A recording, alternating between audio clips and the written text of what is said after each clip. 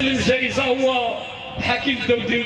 هذا الدوري جوبر بن طيب كيتقدم الابن ديالو انه يسلمى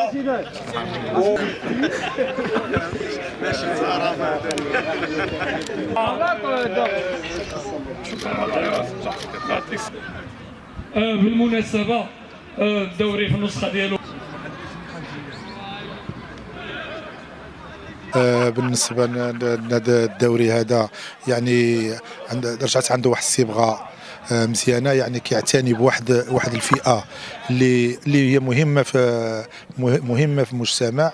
يعني اغلبيه ديال الشباب ديالنا كيتعاطى المخدرات، وجات هذه الجمعيه هذه ديال حسنونه الحمد لله.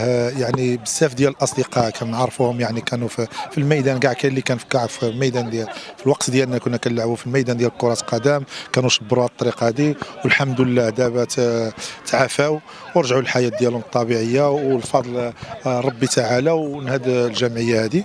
وكنشكروهم بزاف وكنتمنوا لهم التوفيق، وان شاء الله باش ما كان حنا المساعدات ديالنا غنقدموها دائما ان شاء الله.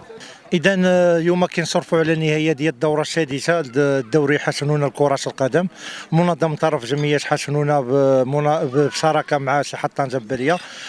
فخورين بنجاح هذا الدوري اللي هو معمول دفاعا على فئة متعاطي المخدرات اللي كيتعاني الوصم والتمييز، ولكن الهدف منه هو أن هاد 12 فريق اللي كيمثلوا فئات المجتمع مختلفة أنهم يلتفوا حول هذه الفئة ويدعموها، لأنها محتاجة الدعم المادي والمعنوي. ملي كنقول المادي ماشي الفلوس، ولكن محتاجين العلاج ومحتاجين كذلك لمن يثق فيهم باش يخرجوا من هذه البراشين ديال الادمان. كنشكروا الفرق كامل المشاركه، وكنشكروا كذلك بعض الاسماء اللي حضرت معنا وكانت كبيره في كره القدم. اللاعب السابق ساحه طنجه اللي هو خالد الصروخ، وكذلك المكرم ديال الدوره حكيم الدودي المدرب السابق ساحه طنجه.